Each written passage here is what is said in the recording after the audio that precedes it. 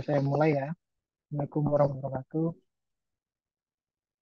Iya, kita lanjutkan perkuliahan kita pada hari ini. Maaf sekali kalau kemarin tidak hadir karena ada hal yang sangat mendesak.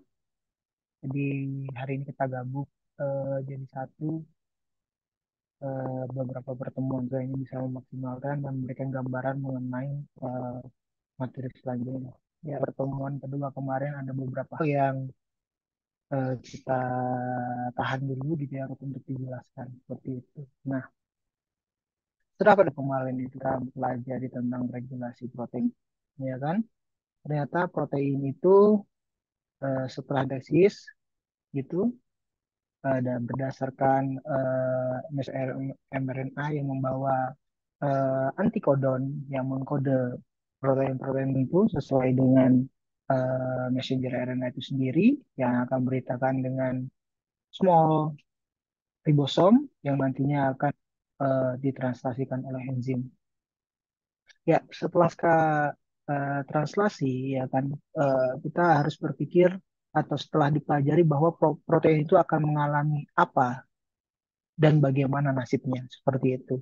Apakah langsung aktif ataukah tidak aktif seperti itu atau hanya dibuat bagaimana?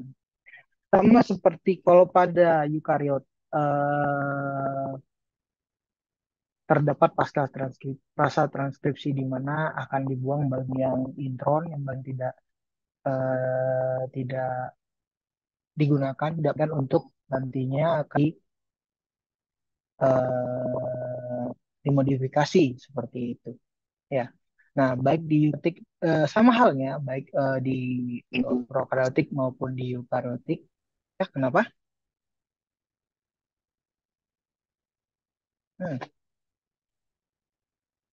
Ya, sama hal seperti di prokaryotik dan eukariotik itu setelah tadi proses hmm, translasi ya, sintesis ya kan itu jadi proses translasi modifikasi sama yang paling banyak itu di eukaryotik seperti itu ya. Jadi post translation modifikasi protein ini kan possible terjadi dan banyak sekali proses modifikasi protein. Mungkin tidak akan seluruhnya kita bahas banyak sekali apa pasca translasi dari protein ya gitu ya aplikasi yang terjadi. Kita akan membreakdown satu persatu kemungkinan yang utama yang sering terjadi di pasca translasi. Ada beberapa pertanyaan terkait dengan modifikasi setelah translasi atau pasca translasi, apa aja yang termasuk modifikasi setelah translasi, kemudian apakah setiap organisme mengalami modifikasi setelah translasi dan bagaimana di mana proses itu terjadi itu yang paling penting sebetulnya.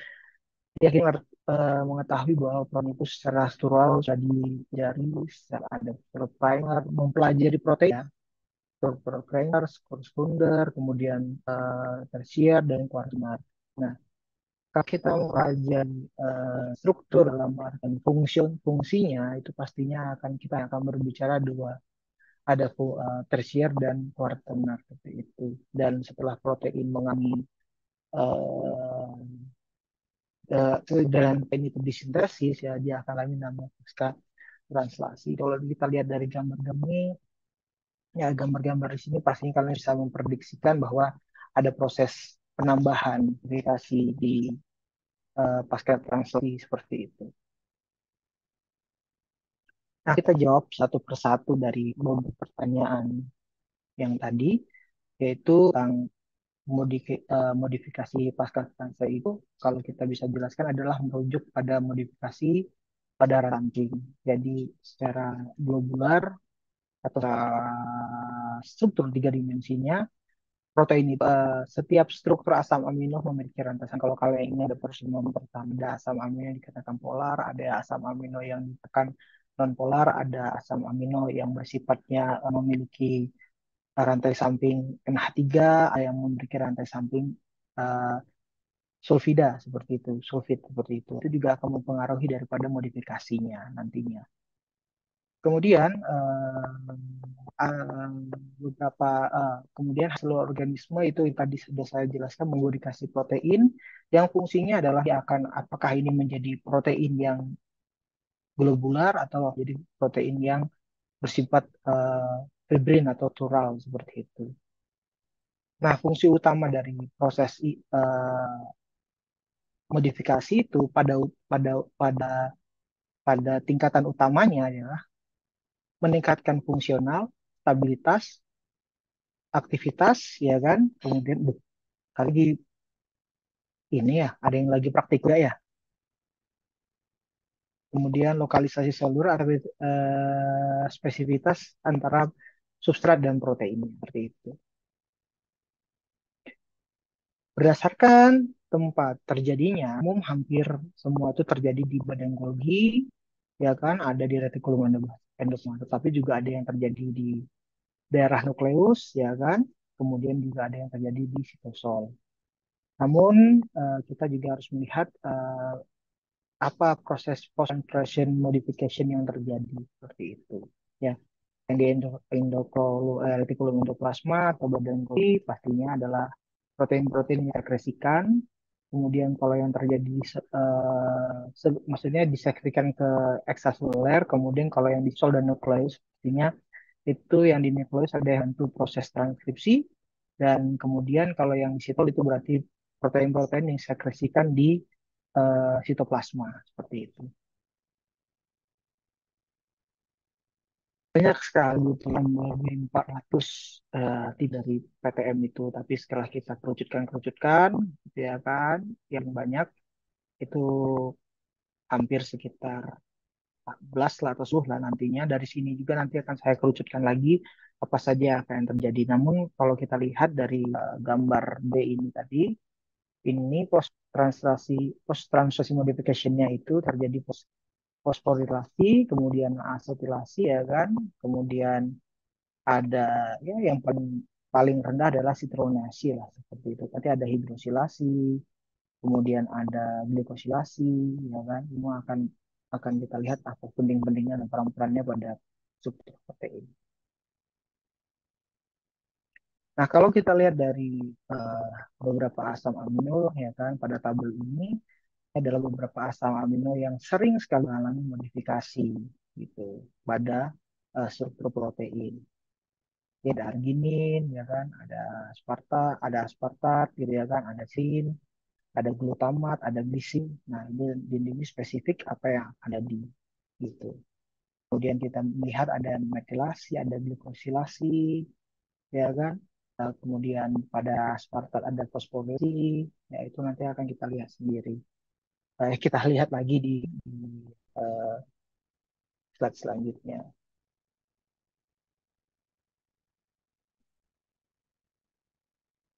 Oke, kita lihat di sini ya. Ini yang paling banyak ya dari list ini ya. Ini yang paling banyak. Nanti kita lihat lagi.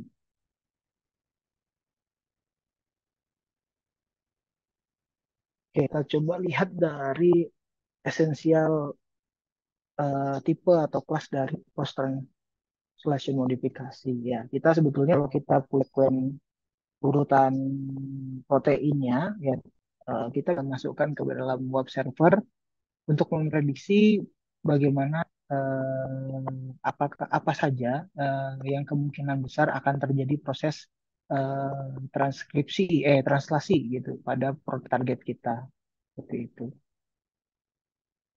Ya ini kamu buka di web espasi.org ya kan, kamu cari find mood ya nanti kamu bisa masukkan sekuen Anda di sini ya kan, bisa kalian ubah-ubah.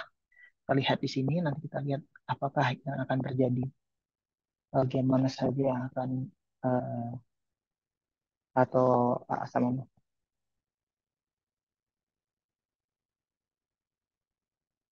Hah? Oke, untuk di Zoom ini ternyata terbatas untuk oke. Jadi bagaimana? Hmm.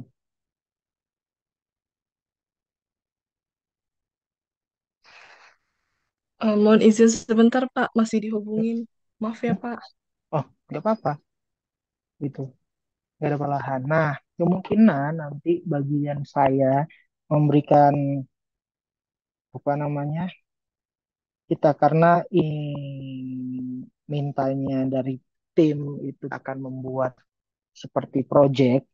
Saya akan memberikan karena kelompok ada sudah dibagi kelompok kemarin ya, kita akan membuat beberapa project. Salah satunya adalah kita melihat bahwa protein-protein ini beberapa protein itu akan banyak banyak mengalami namanya post translational translasi modifikasi itu pada protein tertentu itu akan terjadi apa itu nanti kita bisa jadikan poster atau kita jadikan sesuatu apa ya hmm, kayak leaflet lah gitu yang bisa dibaca kayak brosur atau semacam yang bisa dibaca seperti itu yang bisa kita lihat bahwa kemungkinan besar ini fungsi protein ini fungsinya buat ini kemudian ada pasca translasi yang terjadi setelah sintesis jadi ini dan ini seperti itu. Ya kalian bisa coba buka web ini nanti kita kalian masukkan proteinnya gitu. Nanti mungkin saya akan coba tunjukkan lah.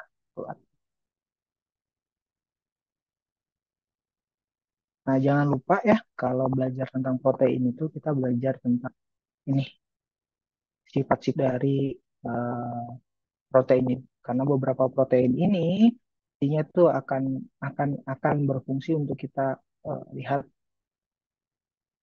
bagaimana interaksi antara protein satu dan protein lainnya, kemudian modifikasi-modifikasi yang terjadi pada pasca translasi itu akan terjadi mana saja seperti itu.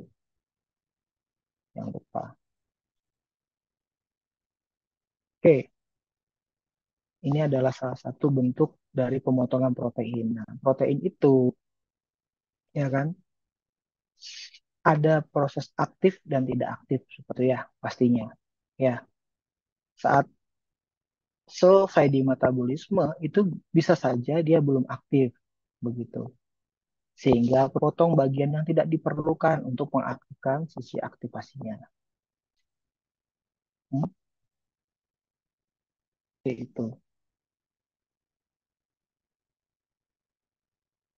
Bentar, bocor ya di sini.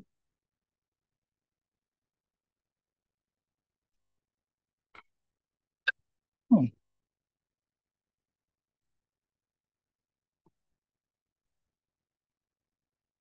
Kalian ini kalau habis coret, dihapus.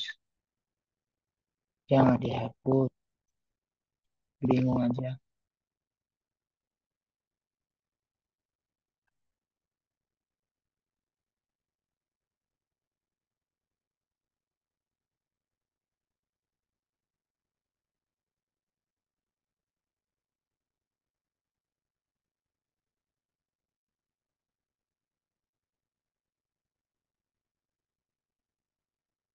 Nah, yang pastinya dalam proses pemotongan protein ini itu melibatkan namanya enzim protease. Biasanya dan umumnya ini terjadi akan menghidrolis ikatan peptida di N-terminal. Kita mengenal bahwa ada C-terminal dan N-terminal. Ya kalau kita lihat dari uh, struktur enzim ini di bawah ya, kalau ada K2-nya itu berarti terminal dan yang ini berarti yang diadu saat ada glucose hidroksil itu adalah C-terminal. Oke, jadi kita gantiin ya di tempat ya, kalau gitu. Iya, Pak. Oke, jangan tergesa-gesa. Maaf ya, Pak. Nggak apa-apa.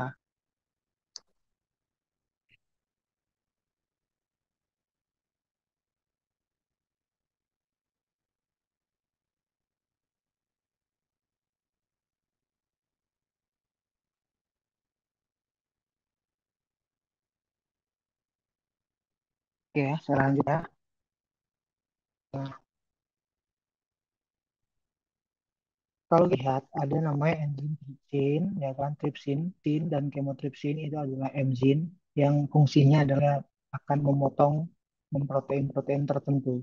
Saat sebelum teraktivasi menjadi tripsin, ya kan, itu dia merupakan protein yang disebut tripsinogen dan kimotrypsinogen seperti ini. Nah, kalau dari gambar A ini, sini itu diaktifkan melalui potongan dari posisi lisin pada urutan 23 dan terjadinya degradasi juga itu arginin 122. Kita lihat di sini ya, arginin potongnya bagian sini ya, lisin 122 seperti itu.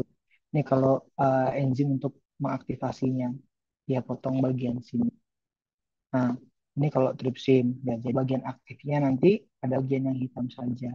Nah, kemudian kalau pada hormon insulin atau pada protein insulin atau pada receptor insulin, ya gitu ya. Nah, prokusur utama insulin itu adalah insulin namanya. Nah, insulin itu sendiri terdiri dari rantai A, B, dan C. Nah, site aktifnya atau protein yang aktif itu berada pada A dan B saja, sehingga sebelum dilanjutkan atau sebelum menjadi insulin, ya insulin ini akan mengalami pemotongan atau pembelahan pada bagian lisin-lisin arginin ataupun arginin-arginin. Ada kan. Dan perlu diingat, setiap pemotongan protein oleh enzim itu beda-beda. Setiap enzim mempunyai khasan sendiri untuk proses potongannya. Jadi tidak bisa disamaratakan proses penyederhanaan atau pemotongan protein dari struktur yang tidak aktif-aktif atau struktur yang menjadi inaktif itu berbeda-beda tempat pemotongannya atau situs atau wilayah atau residu yang dikenali oleh enzim gitu. Nah, kalau ada beberapa hal ini dari di beberapa enzim protease ya kan, misalnya tripsin T itu memotong bagian arginisin ya. Dan kalau kromotripsin polisaccharidein, kemudian tryptophan, tirosin seperti itu. Nah, kan ada enzim elastase, kapsase ya kan itu pada aspat ya kan. Seperti itu. Jadi ini sangat spesifik sekali. Dan kalau tanya apakah enzim ini akan berperan, tidak, tergantung tempatnya nanti di mana itu dan aktivasinya di mana itu. Dan ini kalau kita mau berbicara tentang protese itu secara umum. Soalnya elase nanti dibagi menjadi elase berapa dan itu fungsinya akan berbeda sekali seperti itu. Ini adalah sebagai contoh bahwa ada proses modifikasi protein dengan proses pemotongan, gitu penyederhanaan. Yang dicontohkan tadi adalah insulin. Insulin itu digunakan untuk diabetes sebelum menjadi insulin ada namanya protein, ya kan gitu. Kemudian protein proinsulin ini akan di cleavage ya kan di bagian eh, lisin, di bagian chain C-nya itu tidak akan digunakan pada situs arginin dan lisin. Kemudian pada yang ini juga ada nomor 31-nya ya gitu ya, benar 31 ini kan dulu 31-nya arginin argin seperti itu. Ya.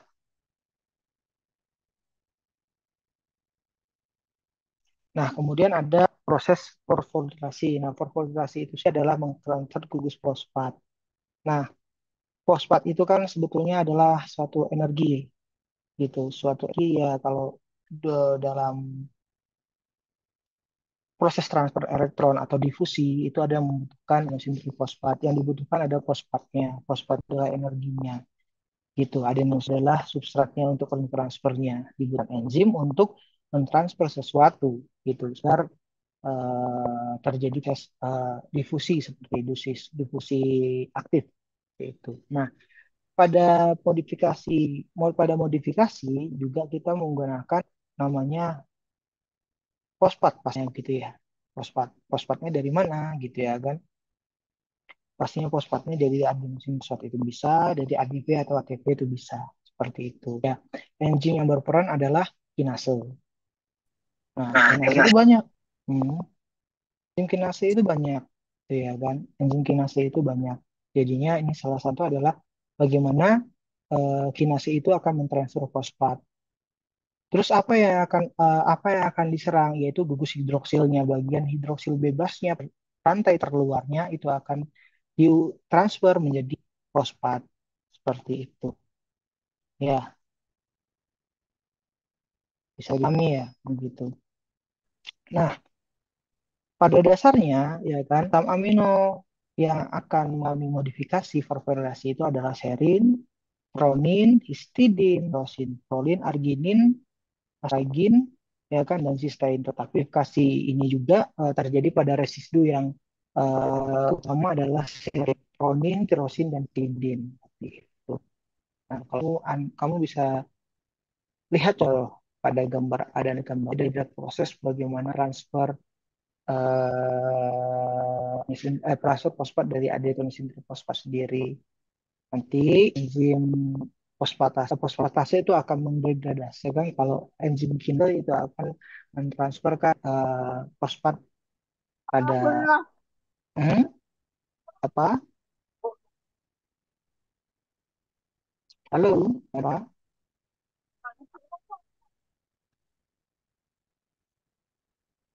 Hmm, terserah kalian dah. Kalau bagaimana?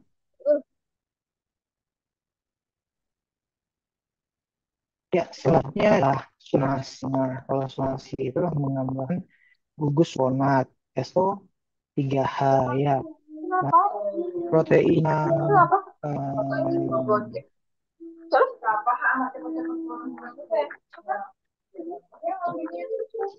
Wow.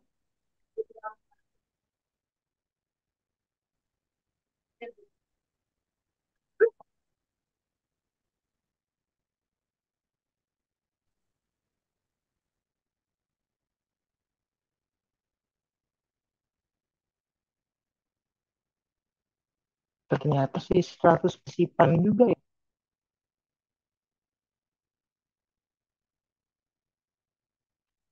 Hmm,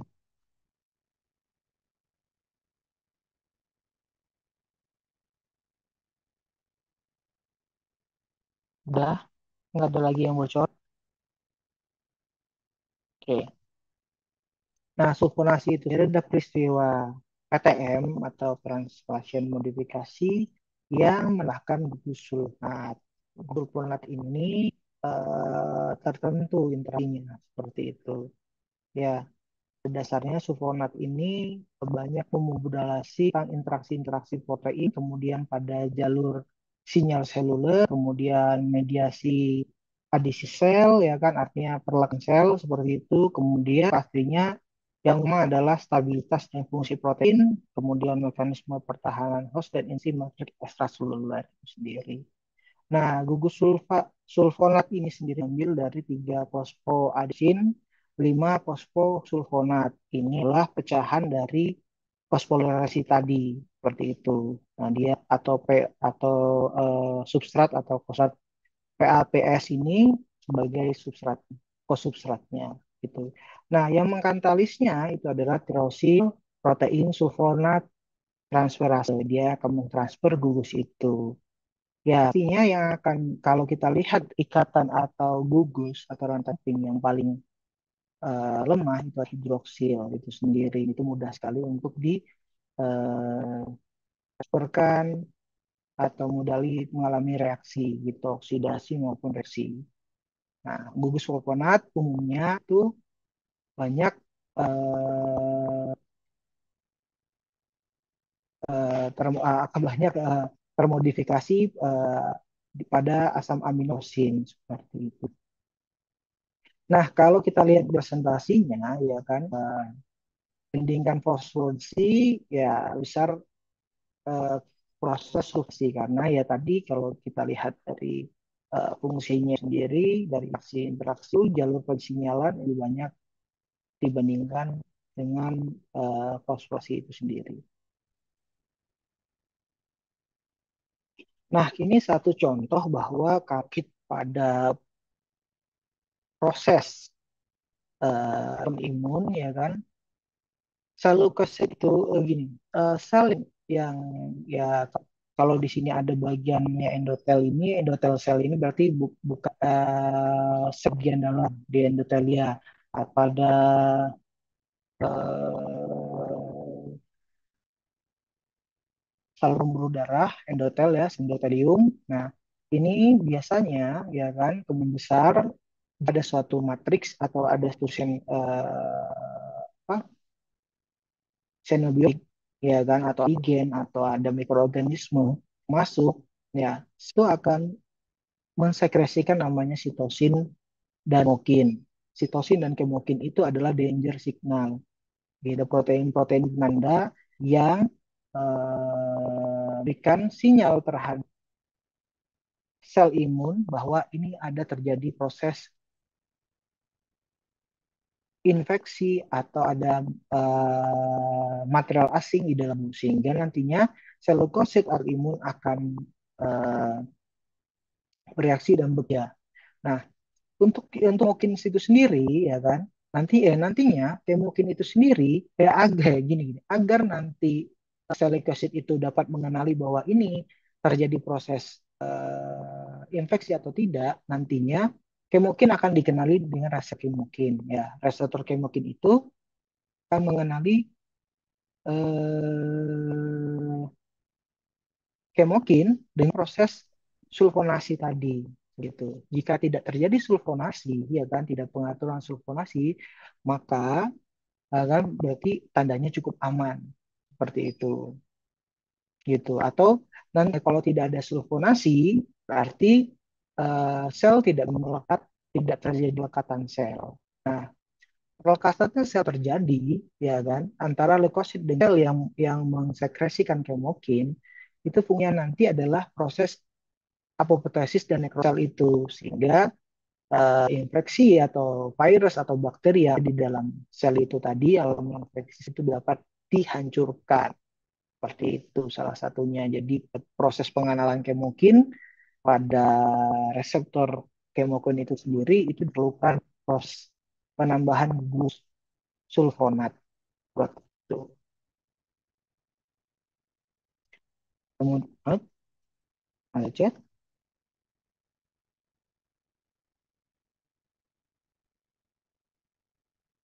Oh, pindah lagi. Oke, kita pindah Zoom. Oke, kita pindah Zoom lagi. Zoom.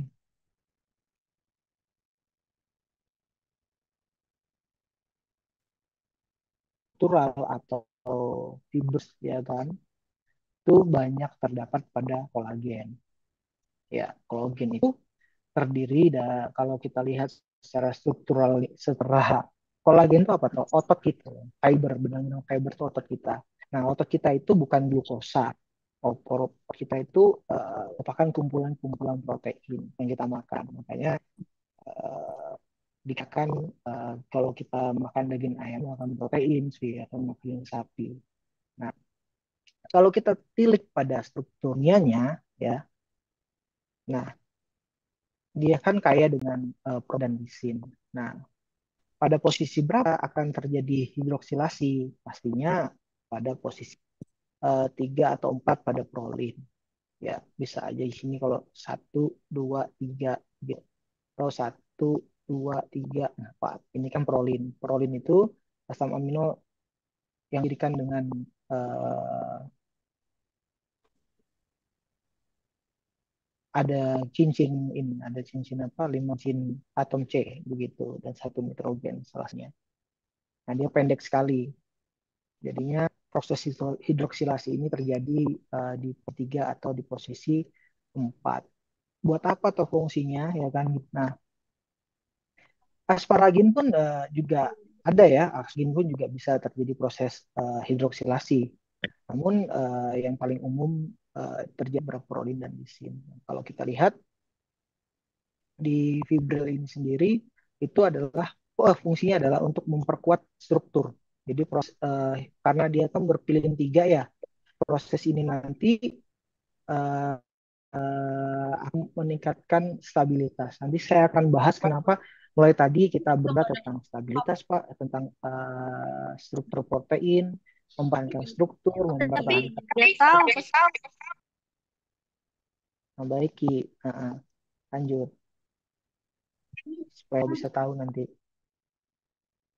Ya, seperti itu. Jadi proses verifikasi itu oksilasi salah satunya ada yang terjadi pada struktur kolagen. Contohnya. Nah, kemudian ada proses glikosilasi. Nah, glikosilasi penambahan gula. Berarti ini kina besar ya berada pada transmembran, protein-protein transmembran. Berarti kalau mau dulu belajar tentang biologi sel atau apapun itu sebutannya, pasti akan mempelajari tentang bagian organel yang disebut eh, membran sel seperti itu. Nah, di dalam membran sel itu ada beberapa protein, banyak sekali protein di dalam membran sel itu. Yang fungsinya adalah dijelaskan sebagai transfer aktif begitu ya. Dia proton pump, proton pump untuk memasukkan atau mengeluarkan sium atau kali mineral lah seperti itu yang bermuatan kasihnya seperti itu. Nah, glikosilasi itu sendiri ya kan ya salah satunya bisa banyak sih yang terjadi glikosilasi itu. Tapi umumnya terjadi permukaan membran. Kenapa? Ya, seperti itu. Nah, membran itu kan selektif gitu dan sangat tidak bisa ditembus karena di lipid. Lipid itu eh, suatu molekul ya kan suatu molekul yang bercampur dengan air sehingga untuk mencampurkan dengan air atau bercampur dengan air atau dikenali maka atau bisa memasang atau dikenali oleh oleh oleh suatu senyawa atau molekul untuk masuk ke sel membran sel gitu. Nah, perlu ada pemodifikasi seperti itu. Salah satunya adalah eh, dengan glikosilasi. Nah, setelah itu glikosilasi juga bagian pengenalan, pengenalan sel, gitu ya, pengenalan. Maksudnya sinyal sinyal signaling atau transduksi sinyal gitu untuk dikenali. Nah, contoh lagi kalau pada ya beberapa kayak kemarin kayak COVID itu kan utamanya pada angiotensin enzim ya, begitu angiotensin converter enzim itu untuk sebagai reseptornya dia mengenali atau masuk lewat darah atau di bagian permukaan sel itu dan namanya permukaan darah juga ada namanya reseptor angiotensin seperti itu dia mengenali itu supaya masuk. Nah, tapi pada pada bakteri yang lain atau pada virus yang lain ada misalnya manosa reseptor berarti reseptor manosa itu juga dibeli salah satu tempat pengenalan juga bisa begitu ya pastinya. Nah, ini pastinya dikatalis oleh enzim glicosilterase seperti itu. Kemudian beberapa asam amino yang sering mengalami glikosilasi itu adalah serin, tronin, kemudian triptofan itu. Ya. Nah, glikosilasi itu ada pada posisi N ya kan, nitrogen disosilasi dan ada O glikosilasi itu. Tidak kalau O itu kalau secara kimia biasanya akan mudah sekali dihidrolisis, tapi kalau N belum tentu biasanya seperti itu. C dan N itu jarang sekali untuk terjadi proses hidrolisis.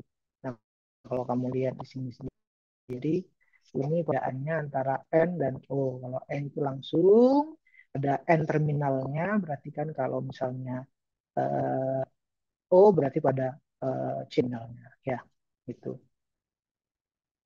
Nah, gulanya banyak. Kalau gulanya macam-macam gulanya. Tapi biasanya gula-gula itu tidak umum, bukan seperti sukrosa isinya glukosa dan fruktosa bukan. Ini monosakarida seperti manosa, silosa, arabinosa, nah seperti itu. Itu yang paling banyak gula-gula yang bukan gula gula yang konsumsi umum di di pasaran itu biasanya terjadi proses itu. Proses glikosilasi atau terglikosilasi lah itu ya. Nah, kita masuk pada jenis protein berdasarkan fungsinya. Nah, tadi kita berbicara tentang modifikasi setelah proses translasi. Nah, modifikasi setelah translasi itu ya pada dasarnya adalah untuk aktivitas biologi, untuk meningkatkan stabilitasnya, kemudian juga bisa untuk signaling gitu, signaling. Nah, Sekarang kita masuk pada jenis-jenis protein berdasarkan fungsinya. Kalau dibagi dua, disederhanakan lagi, ada protein yang bersifat struktural, ada protein yang bersifat fungsional.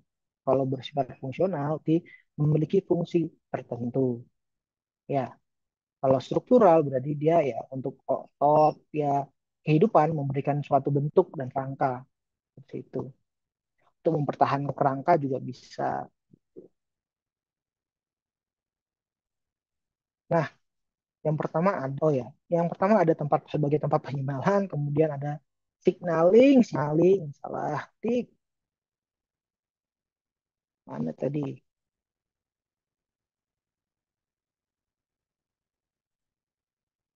Signaling memberikan sinyal seperti itu.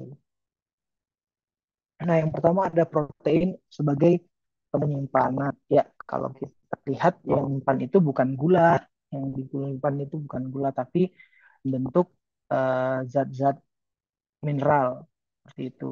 Nah, kalau kita lihat ada namanya, saya contohkan di sini ferritin. Ferritin itu kemasuk turunan dari albumin, gitu ya kan. Nah, dia fungsinya menyimpan dari Fe atau ferros atau besi, zat besi. Jadi zat yang berlebih di dalam tubuh itu akan disimpan ferritin dan nantinya akan eh, digunakan digunakan kembali seperti itu. Digunakan tubuh yang digunakan lagi oleh tubuh seperti itu dia fungsinya. Kemudian ada signaling protein. Kalau kita bahas mengenai molekilnya secara singkat bahwa bahwa eh, fungsi dari insulin itu ya kan dikatakan dia sebuah hormon benar, tapi fungsinya di signaling. Setelah disajikan saat memakan banyak karbohidrat nanti akan dipecah dari oligosakarida kemudian menjadi monosakarida ya akhirnya menjadi glukosa yang dibutuhkan oleh sel dalam proses metabolisme. Pengaturan dari glukosa itu sendiri itu diperantar oleh hormon insulin atau insulin. Itu tadi kalau kita udah jelaskan bahwa insulin itu teraktivasi, ya kan, teraktivasi dari proinsulin, mana proinsulin tadi yang rantai C tidak digunakan seperti itu. Nah, ini insulin nanti berfungsi sebagai apa? Saat kadar glukosa banyak, insulin akan disekresan oleh sel beta pankreas. Beta pankreas nanti ya kan akan mensekresikan insulin. Kemudian insulin ini yang fungsinya adalah membuka ya kan, membuka katup atau membuka kanal dari sel untuk glukosa masuk seperti itu. Contohnya seperti glukosa transporter 4. Nah, itu adalah salah satu eh, reseptor permukaan yang menerima glukosa. Tapi sebelumnya harus ada insulin dulu seperti itu. Ada insulin dulu sebagai nyalinya, pembawanya gitu. Nah, contohnya ya gitu. Kemudian ada protein rektor. Nah, di sini contohkan protein rektor itu adalah low sisi lipoprotein atau lipoprotein berbasis rendah gitu. Nah, sel itu juga membutuhkan namanya kolesterol, tapi ada faktornya. Anggaplah kalau yang globular besar ini berwarna seperti ini adalah protein. Kita katakan lipoprotein berarti kan lipid ada proteinnya. Nah ini yang warna kuning ini yang seperti trisula atau seperti garbutala itu reseptornya. Nah, ini kan harusnya kalau kita lihat ya gitu, bahwa reseptor itu bukannya tadi eh, protein saja begitu kan, tapi eh, ada protein saja, tapi lipid pun ada reseptornya seperti itu. Ya, karena low density lipoprotein itu berarti protein yang ada lipidnya dan dia untuk masuk dan dibutuhkan oleh tubuh, ya kolesterol yang dibutuhkan oleh tubuh itu juga ditarik oleh reseptor low protein itu sendiri. Nah, kemudian ada protein motorik. Nah, ini fibrin tadi ya. Protein motorik ini kalau kita fibrin tadi itu atau serabut-serabut fibrin tadi itu kita lucuti ya kan itu terdiri dari miosin, deinin dan tubulin. Nah, di sini saya mencontohkan ada miosin berperan dalam kontraksi otot itu. Kontraksi otot pada saat adenosin trifosfat itu terikat pada miosin maka akan menjadi DT. Habis itu lihat di ATP motorik. Zoom, zoom. Kalau di kelas masing-masing, nah itu oke.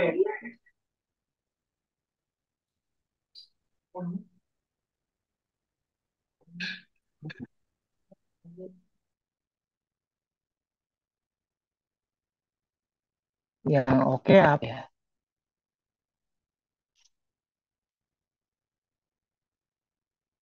Hmm?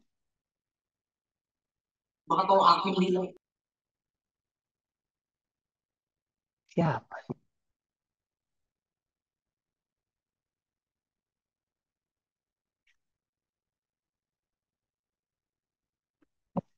Kok nih? Ah, nih.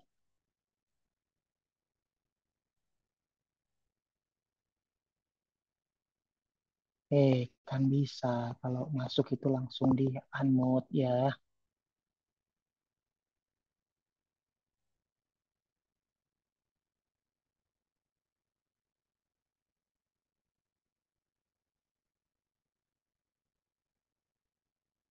Oke.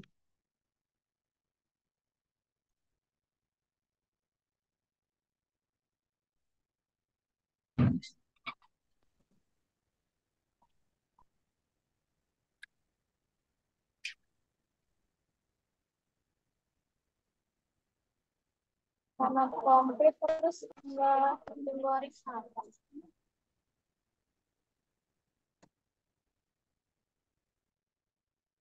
Satu angkatan kan? Aja satu angkatan. Ada bapaknya sudah. Ya, coba komplit satu atau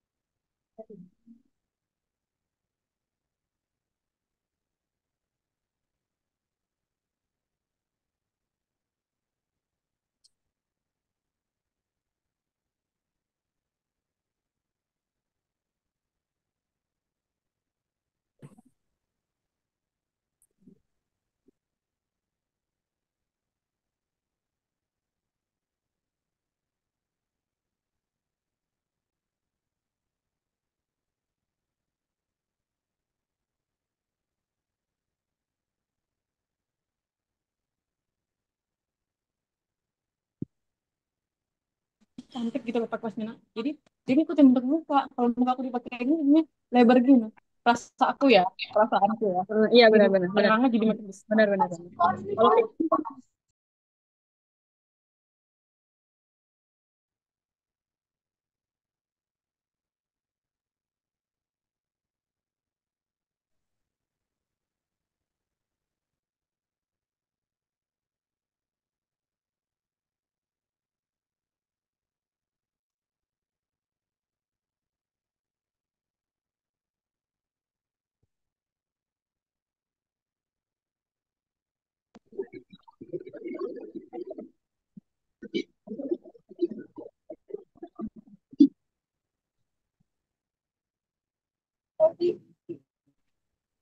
konsumsikan kan?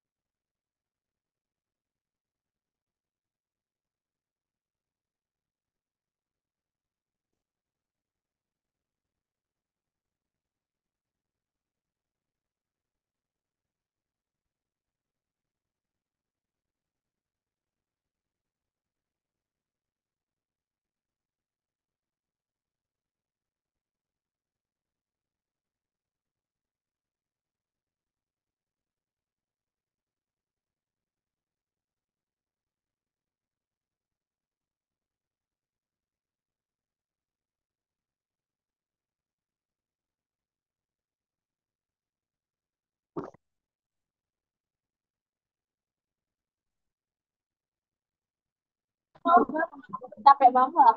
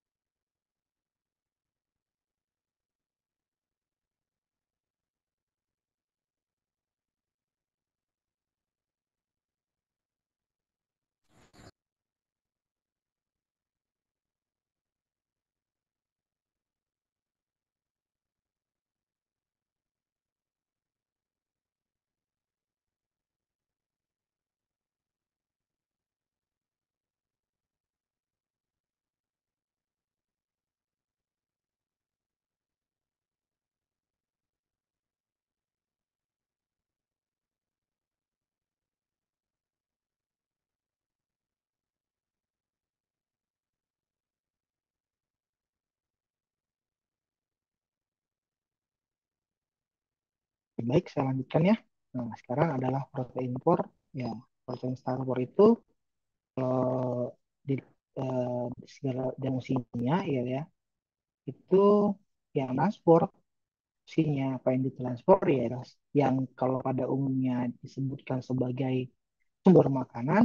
Nah, di sini eh, dia yang ditransfer selain oksigen, kemudian juga mentransfer mineral dan transport besi. Nah, contohnya juga di sini adalah hemoglobin, gitu, dan sitrom itu juga sebagai protein transport, gitu. Albumin juga protein transport. Iya, kalau hormon tadi bisa insulin ya, kalau sebagai hormon bisa insulin gitu, atau enggak nanti ada namanya endorfin, itu juga hormon ya gitu ya, yang menyebabkan mengindahkan atau menghilangkan rasa sakit. Jadi pada saat itu disekresikan, rasa sakit kita itu juga teraskan gitu. Itu adalah dari endorfin. Hormon biasanya juga dalam proses proses operasi juga diberikan salah satu zat yang analog dengan endofrin seperti itu. Nah, kemudian kalau enzim ya cukup banyak ya. Kalau enzim ada kolagenase, kemudian ada yang hidroksel gitu. Nah, kalau enzim juga pada dasarnya juga diakhiri dengan, kalau pada penamaannya diakhiri dengan kata ase seperti itu. Yang mengkatalis berarti dia tidak ikut menjadi produk, tapi dia mempercepat proses reaksi ya. Tadi kalau kita berbicara seperti modifikasi translasi ya itu banyak yang berperan enzim dalamnya. Itu seperti tadi ada kinase, ada ada glikosilase, tadi kan enzim glucotransferase seperti itu. Itu juga salah satu enzim yang berperan.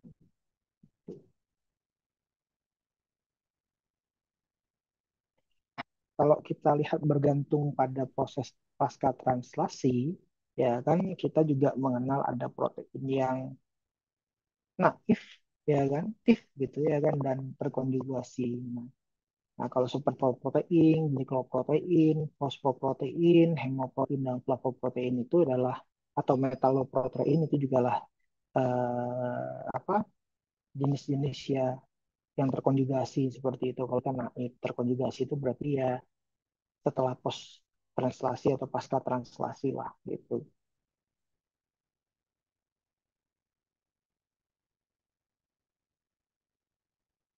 Ya, sekarang kita coba masuk ke protein interaksi ya, interaksi protein. Nah, jadi protein itu interaksinya cukup banyak begitu. Ada protein berinteraksi dengan protein, protein dengan ligam, protein dengan ion logam atau mineral gitu. Pada umumnya kalau di dalam metabolisme atau di dalam tubuh atau dalam proses interaksi antar organisme gitu ya kan, baik virus atau bakteri itu interaksi protein-protein. Kalau interaksi obat itu biasanya interaksi dua molekul atau ligan dengan proteinnya. Kemudian bisa juga antara aktor dengan uh, ligannya seperti itu. Jadi secara pengertian itu cukup banyak proses interaksi. Namun yang di highlight di sini adalah tentang struktur, gitu ya, tentang strukturnya. Tentang strukturnya berarti interaksi-interaksi antara protein dengan protein lainnya, atau protein itu sendiri membuat struktur protein itu seperti apa gitu. Nah, dalam interaksi protein, kalau kita itu berbicara tentang tersier struktural dan ada kuartener struktural, maka kalau kita definisikan kuartener struktural itu adalah dari protein tersier itu bergabung menjadi beberapa protein itu. Ya, kalau yang tersier saja itu berarti dia terdiri dari alpha helix atau beta helix. Dalam proses interaksi untuk mempertahankan stabilitasnya, setelah berbicara di atas tadi ada protein secara fungsional dan setelah post translation gitu ya kan, setelah pas translasi. Nah, itu protein itu juga berinteraksi mempertahankan stabilitas. Ya. Protein itu ya kan mengalami pelipatan. Pelipatan itu terjadi akibat rantai samping atau sifat dari asam amino ya itu sendiri akan memberikan kekhasan struktur atau bentuk protein itu sendiri. Jadi protein itu kalau ada gambar di depanmu ini bentuk seperti ini itu tidak semerta-merta dia membentuk secara spontan tapi tidak ada latar belakangnya. Jadi bentuk tiga dimensi protein itu sendiri itu berlandaskan asas rantai sampingnya seperti itu.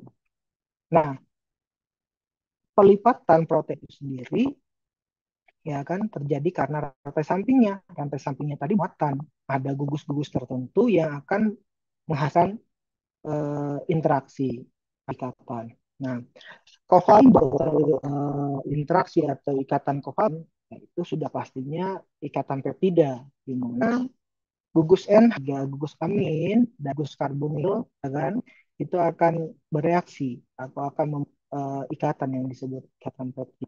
Nah, tetapi ada juga yang non-valent interaction atau non-covalent interaksi karbon.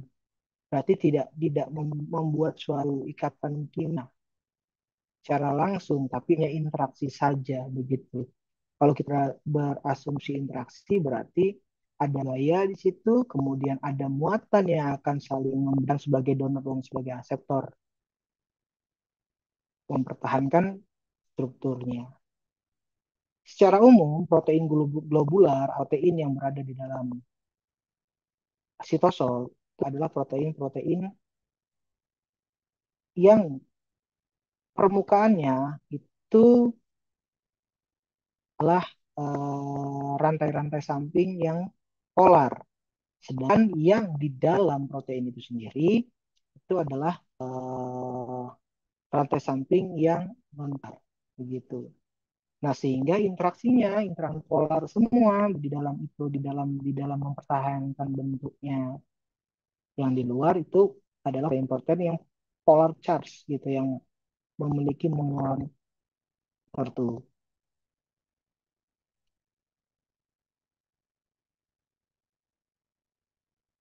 Nah, coba saya berikan contoh struktur protein perion.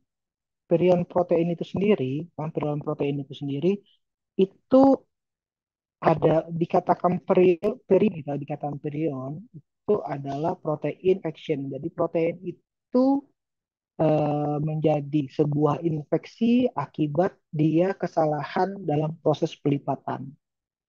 Nah, gambar di sebelah kiri yang A itu adalah gambar protein virion, gitu kan, normal protein virion, gitu, normal protein virion. Dia mempunyai alpha helix, ya kan, ada alpha helix di bagian ini, ya kan, di bagian anggaplah ini saya rantai B, nah ini rantai A-nya yang warna abu-abu. B-nya ini harusnya dia ada alpha helix, gitu ya kan. Ini benar alpha helix. Tetapi karena salah lipatan atau salah pentranslasian, dia menjadi beta, lembaran beta. Nah, ini yang menyebabkan dia menginfeksi, begitu, menginfeksi manusia dan menyebabkan penyakit demensia, Alzheimer, atau pada kerbau itu adalah sapi gila. Nah, seperti itu. Ini sangat aktif dan sangat stabil, begitu, dalam dan ini sangat stabil. Maka mengapa bisa terjadi hal seperti akibat tadi, ya kan? Akibat tadi abnormalitas atau kesalahan dalam mentranslasi, gitu. Ya. Nah, kalau lihat sendiri, ternyata eh, ini bisa diatasi gitu dengan kita mempelajari bagian-bagian dari eh, struktur atau permukaan struktur itu. Kalau yang warna biru itu adalah muatan positif, kalau yang warna merah ini Recording adalah in progress. muatan negatif. Nah, seperti itu. Ya, ini kalau kita lihat ada proses mencari senyawa inhibitor terhadap protein virion, begitu, dengan mempelajari strukturnya kita bisa mengetahui daerah allosterik, daerah uh, site aktif di mana dia secara natif bisa bisa berinteraksi dengan substratnya, seperti itu kalau kita berbicara substrat dan uh, proteinnya, seperti itu. Oke, kalau kita lihat ini juga beberapa ikatan tadi ya, bicara tentang interaksi. Nah, kalau kamu lihat ini adalah senyawa target, ya kan. Kemungkinan senyawa targetnya ini adalah protein ya, gitu. Kan kalau lihat di sini ada warna biru, ada warna hijau, warna biru, warna hijau putus-putus, warna hijau putus-putus, di belakang warna ya warna lah atau magenta, gitu, udah sama magenta. Kita lihat yang warna hijau ini pada satu aplikasi kita bisa mencoba untuk deskripsikan bahwa terjadi ikatan hidrogen di sini. Ada interaksi ikatan hidrogen. Para glutamat pada posisi 196 dengan bagian karbon dengan di sini. Dengan oksigen di sini senyawa karbon. Nah, penting bagi kita untuk mempelajari ini. Ya, pada dasarnya penting sekali untuk kita mempelajari bagaimana terjadi proses interaksi protein itu mempertahankan strukturnya dan protein itu bisa interaksi dengan molekulnya gitu dan sebagai target dan untuk mencari dalam proses drug discovery dan proses terapi. Nah, ini dalam contohnya adalah struktur protein peri yang tadi ya. Nah, kalau kita lihat interaksi yang ada pada protein itu sendiri ada namanya interaksi kovalen. Interaksi itu ada interaksi kovalen, kemudian yang non kovalen. Nah, kita melihat interaksi ini bisa kita bedakan tuh ya bahwa kalau kovalen itu ikatannya kuat berarti susah untuk diputuskan. Kalau non kovalen itu ya kan gampang sekali tuh kan. Tetapi karena kovalen non kovalen ini banyak begitu kan banyak sekali. Nah, jadinya itu dia termasuk cukup kuat atau cukup rigid gitu ya rigid untuk dirusak gitu ya kan untuk dirusak dan dapat mempertahankan stabilitas strukturnya atau sendiri.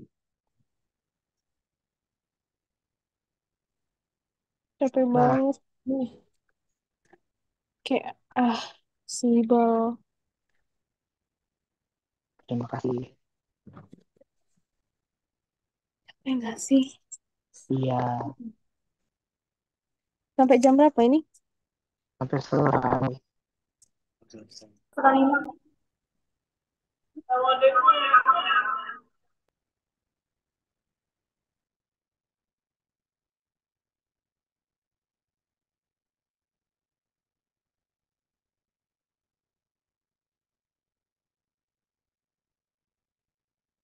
Udah.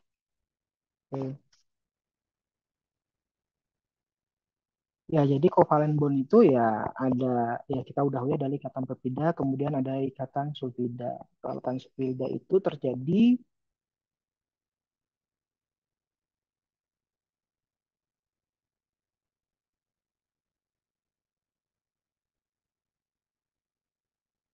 apa ini?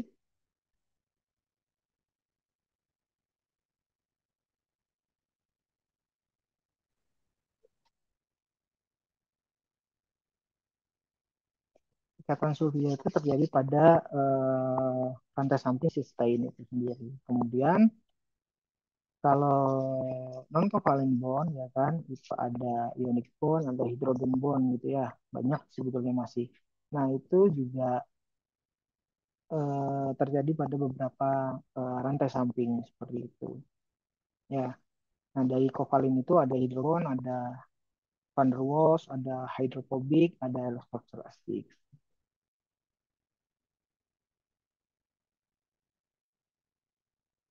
Nanti kalau bisa kalian baca ya sendiri.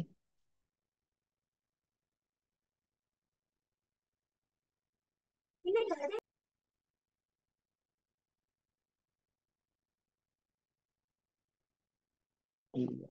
Saya ingin mencontohkan, mungkin habis saya sebutkan beberapa contoh ini, kasih saja apa kuliah kita pada sore hari ini.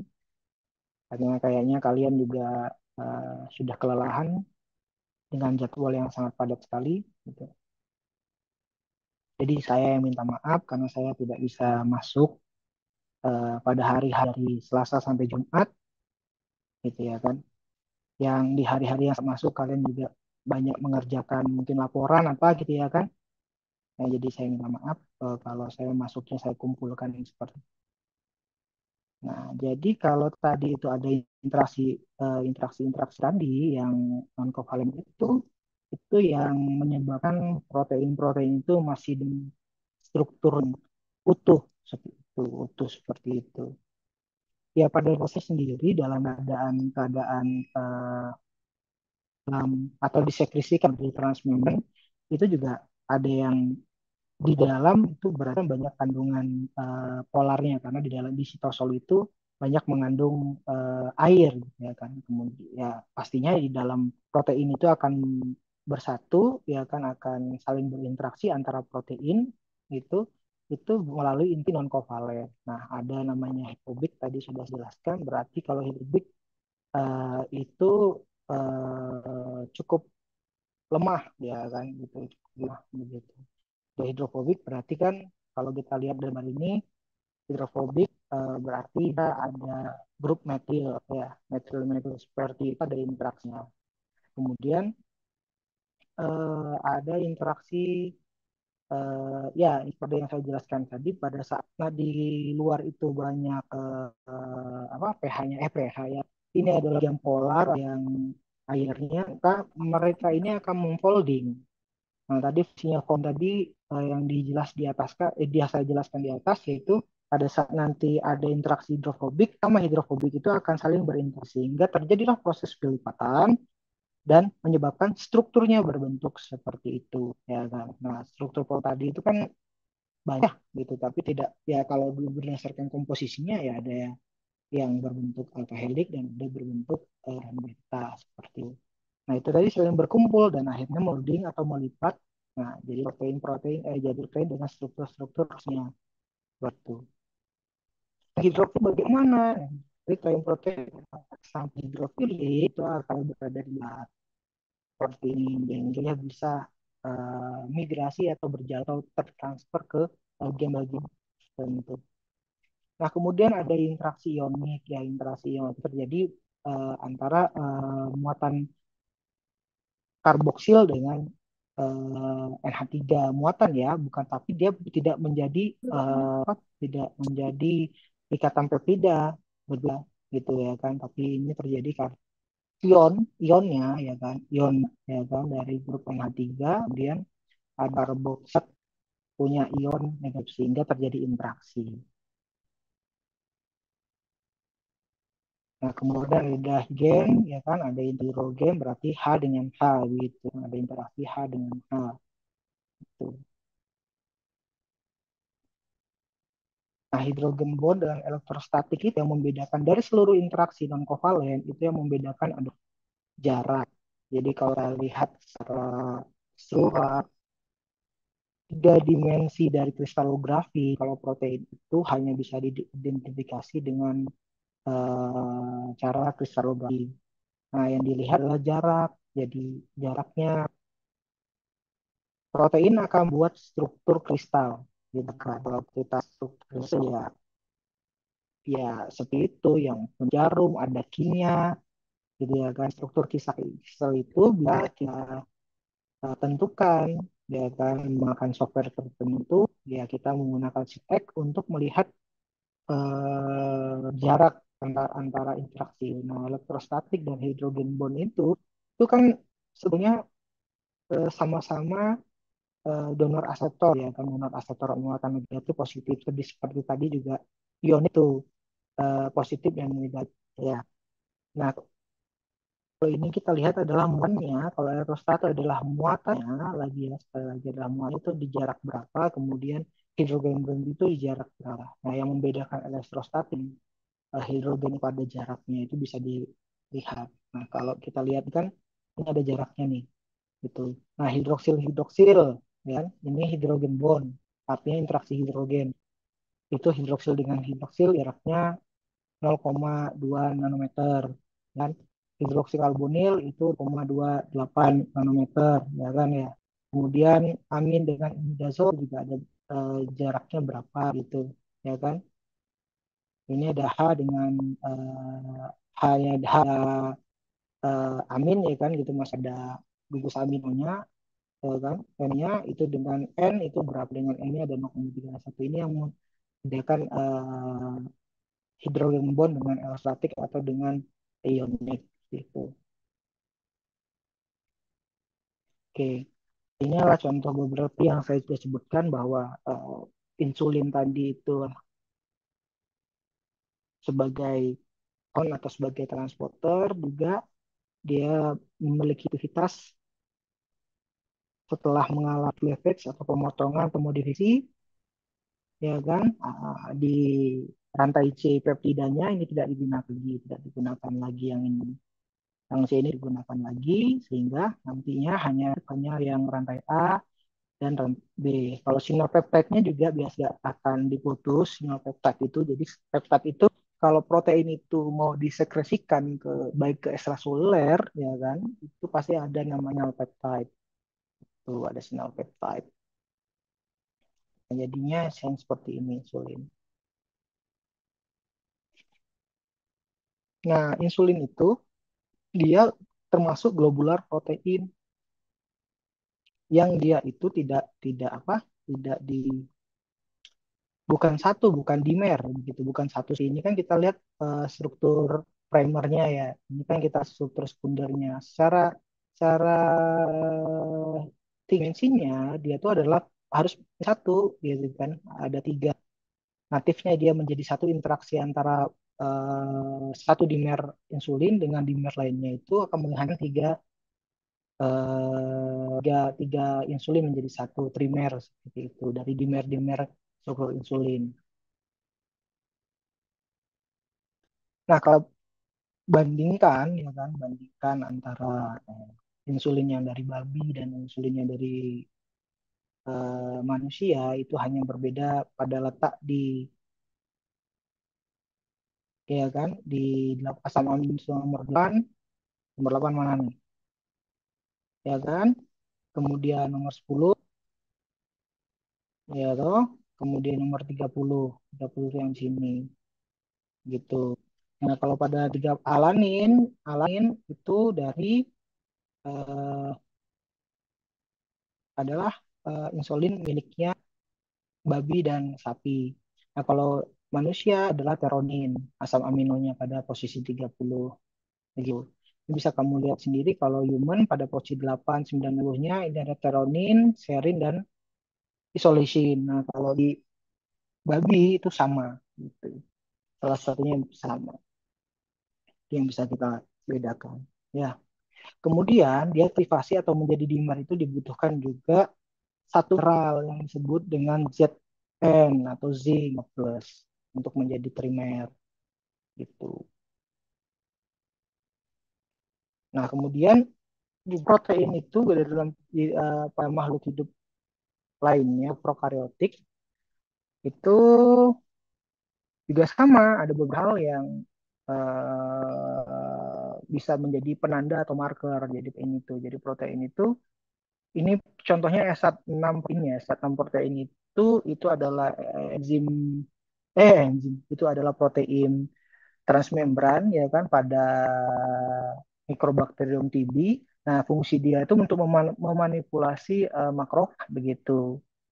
Jadi makrofag itu bisa mengapoteosis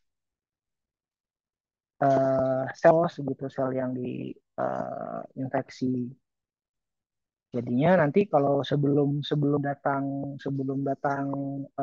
komunikasi sistem imun itu berjalan semestinya regulatifnya makrofag sudah hancur duluan sehingga TB dapat menyebar ke satu sel dengan sel yang lainnya seperti itu.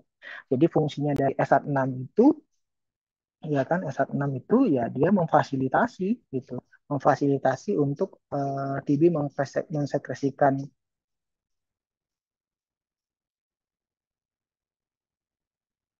ya mensekresikan ya benar benar benar ya,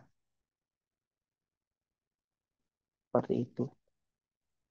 Jadi dia seakan-akan dia sorry bukan tadi tuh protein membran ya, tapi S6-nya yang ini yaitu ya dia tuh bentuknya banyak heliknya gitu ya kan alpha heliknya dia dianggap sebagai apa namanya sebagai apa ya sebagai antigen gitu ya kan seakan-akan dia itu sebagai inang patogennya ternyata dia hanya proteinnya saja sehingga nantinya sel akan mengalami kehancuran gitu ya kan atau kematian dan nanti sebetulnya dia ya akan terus berkembang biak seperti itu salah satunya.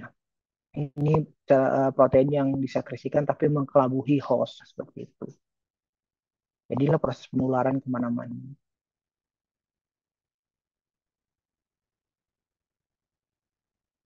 Kemudian ada imunoglobulin ya, imunoglobulin adalah eh, sel imun ya. Kalau sel imun ini sendiri ya pastinya akan disertai oleh sel limfoid B ya kan. Sel limfoid B itu akan menghasilkan yang namanya imunoglobulin. Imunoglobulin itu juga dikenal dengan antibodi. Jumlahnya ada 5 banding 6 ya, ada mulai dari A, M, G ya kan, E gitu, D. Nah, itu juga imunoglobulin di situ. Itu tadi yang apa jenis dari imunoglobulin gitu.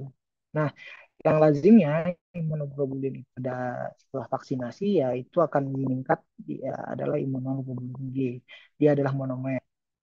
Bentuknya seperti ini. Nah, ya banyak. Kalau kita lihat ya, tadi itu kalau di insulin ada gugus sulfida gitu ya kan dari stein. Nah, di sini juga ada gugus sulfida juga di pada imunoglobulin, apa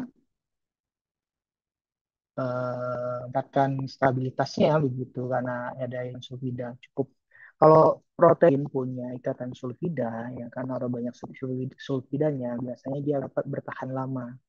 Kenapa saya berbicara stabilitas? Pada dasarnya porsi belajar protein itu tidak menghasilkan produk, ya berarti kita mengetahui sisi A-nya seperti itu aja. Nah, kalau strukturnya berubah, berarti dia tidak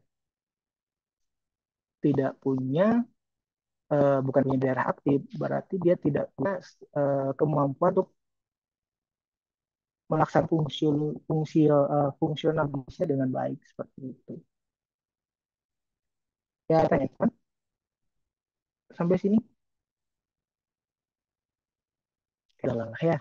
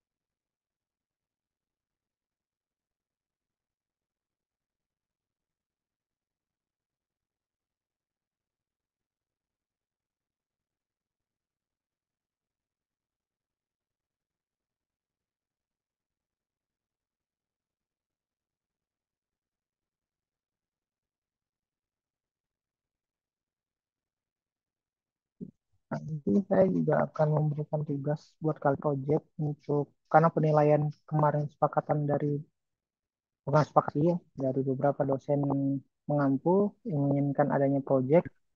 Jadi nanti saya akan umumkan apa project buat kalian. Kemarin nanti tolong hubungi ketua-ketua masing-masing ketua kelompoknya kayak ya gitu. Saya akan kasih projectnya untuk buat apa dan apa yang harus dijelaskan. Tuh.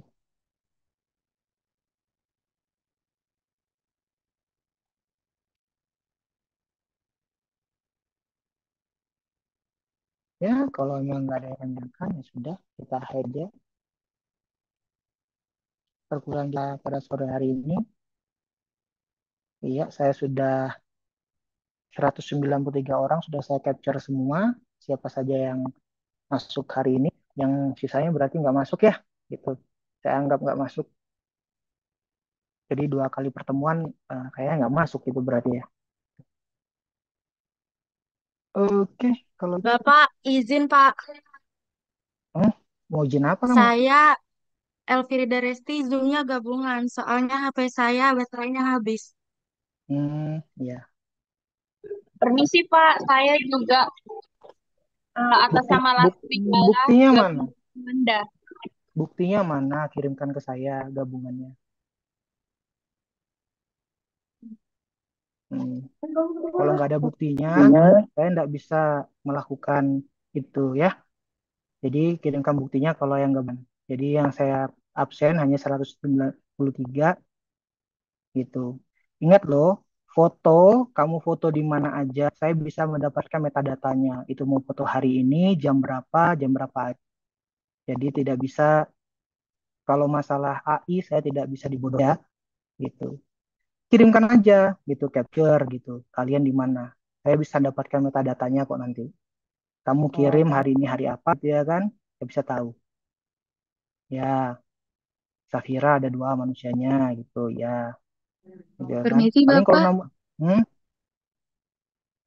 mohon maaf Pak, ya, izin untuk di Zoom yang ini juga kami berlima Pak, dikarenakan HP kami semua Pak, jaringannya nggak bisa masuk Pak dari tadi.